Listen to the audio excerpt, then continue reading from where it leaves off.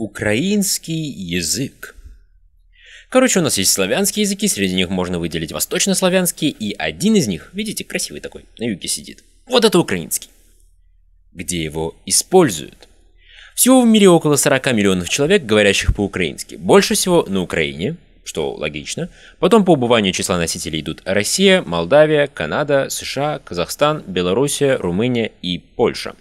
Правда, в Польше также находятся украиноязычные трудовые мигранты, и оценки их численности варьируются от 20 до 450 тысяч. Кстати, как раз с польским языком украинский конкурирует за звание второго по распространенности славянского языка.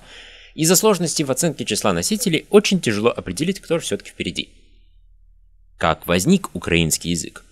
Ой, какие сложные вопросы-то! Ай, ладно, теорий тут много, но есть некоторые факты.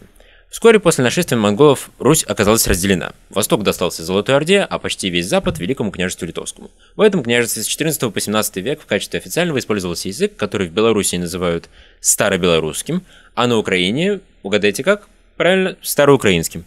В России при этом его называют западнорусским. А вот с 17 века началась очень сложная история борьбы за существование. С 1627 по 1991 год всего было выпущено 134 запрета на использование украинского языка. Но он выжил! Как его использовать? Это не так просто, как кажется.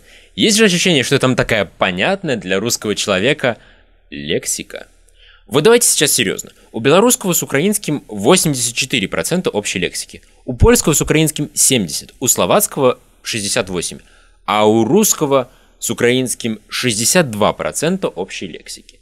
При этом те слова, которые нам могут показаться понятными, на самом деле могут означать не то, что мы заподозрили. Например, дружина – это жена, человек – это мужчина, а питаты – это всего лишь спрашивать.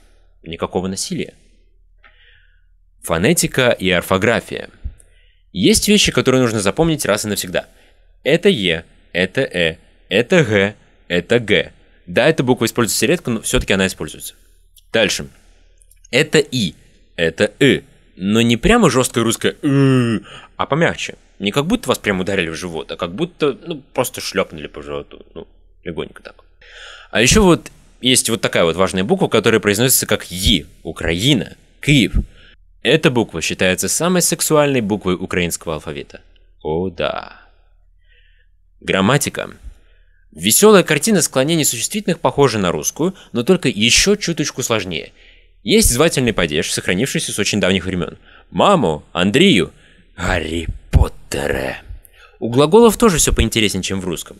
Во-первых, тут есть давно прошедшее время. Например, был ходил. То есть типа как был ходил. Это как past perfect в английском, то есть действие происходит перед другим действием в прошлом. Ничего сложного.